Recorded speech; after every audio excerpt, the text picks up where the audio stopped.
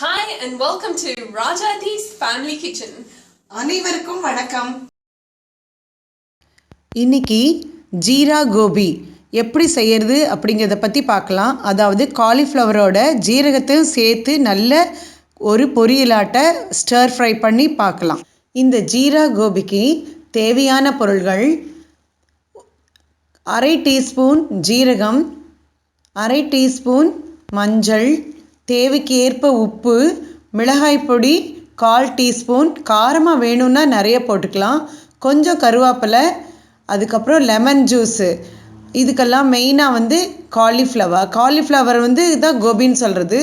நான் அதில் கொஞ்சம் ஒரு பெரிய பூவில் பாதிக்கும் கீழே எடுத்து வச்சுருக்கேன், நறுக்கி கழுவி. ஸ்டவ் ஆன் பண்ணி பாத்திரத்தை வச்சு அதில் எண்ணெய் ஊற்றிக்கணும். நான் 2 டேபிள் ஸ்பூன் போட்டிருக்கேன். நான் உங்களுக்கு கம்மியாக வேணால் கொஞ்சம் கம்மி எண்ணெய் ஊற்றிக்கோங்க.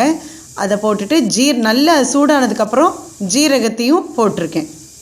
மஞ்சள் தூள் போடணும், மிளகாய் தூள்,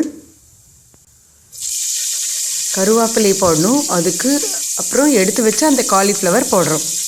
மஞ்சள் பொடி, மிளகாய் பொடி, உப்பு எல்லாம் சேர்ந்து நல்லா வதக்கி அந்த காலிஃப்ளவர் நல்லா எல்லாம் ஒன்றோடு ஒன்று சேர்ந்து வதங்கணும். ஸ்லோவாக அடுப்பை வச்சுட்டு அதை க்ளோஸ் பண்ணிட்டிங்கன்னா நல்லா பஞ்சாட்ட வெந்துடும். அது நல்லா வதங்கிட்டு இருக்கும்போது கடைசியாக ஒரு 4 ட்ராப்ஸு அல்லது கொஞ்சம் லெமன் ஜூஸ் ஊற்றுறோம். டேஸ்ட்டுக்கு சூப்பர் டேஸ்ட்டாக இருக்கும். அதையும் சேர்த்து நல்லா வதக்கிட வேண்டியது.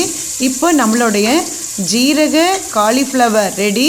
கோபி ஜீரான்னு சொல்கிறது சூப்பராக டேஸ்டான காலிஃப்ளவர் ரெடியாக இருக்குது. இந்த ஜீரா கோபியை நம்ம சப்பாத்திக்கு, பூரிக்கு, இல்லை ப்ரெட்டில் கூட வச்சு ஸ்டஃப் பண்ணி சாப்பிட்றதுக்கு ரொம்ப சூப்பராக இருக்கும். கட்டாயம் செய்து பாருங்கள்.